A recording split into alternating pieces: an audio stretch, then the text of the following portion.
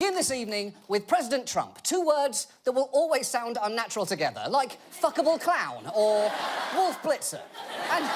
And the reason we have to start with him is Trump dominates the news cycle the way a fart dominates the interior of a Volkswagen Beetle.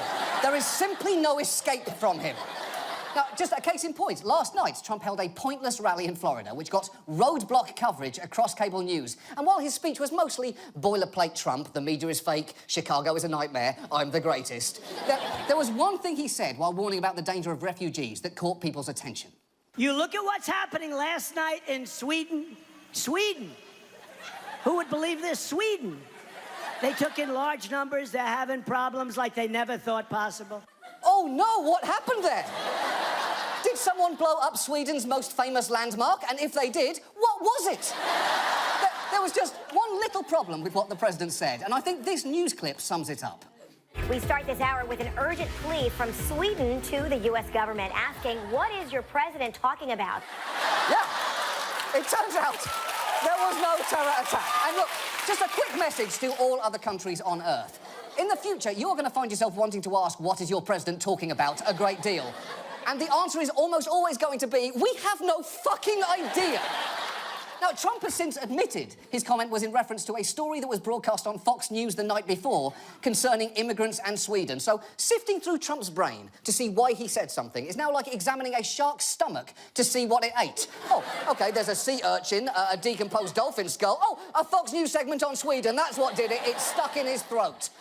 So here is where we're at right now. Trump can dominate the news merely by referencing something that didn't happen in Sweden. And that is a real shame, because this week has seen a great deal of fascinating stories go undercovered, like this one. The estranged half-brother of North Korean leader Kim Jong-un poisoned as he waited for a flight. That story is both incredible and not entirely surprising, because if you're associated with Kim Jong-un, your odds of being murdered are around the same as if you live in a town that Jessica Fletcher visits on Murder, She Wrote. Death follows that woman wherever she goes. And I'll tell you why, because, and this is true, she's a serial killer. Hashtag Jessica Fletcher is a serial killer. But it wasn't so much who was killed that was surprising with this story, it was how. One of the two women accused of carrying out the hit now says she thought she was just taking part in a TV prank show. Police say the suspect claims she was paid to convince men to close their eyes and she would spray them with water along with another woman as part of a gag. But with the last target, Kim Jong-nam, police believe the water was secretly replaced with deadly poison.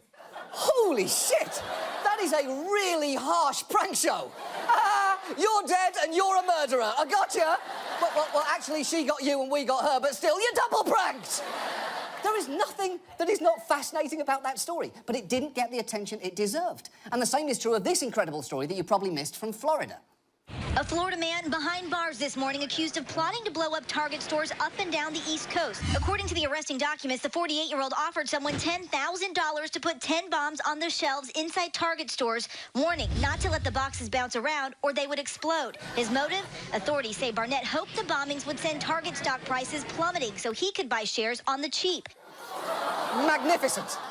That story contains homemade explosives, a big box store, an idiotic get-rich-quick scheme, and felony charges. If it somehow also involved a snake on meth, you'd have full-on Florida bingo right there.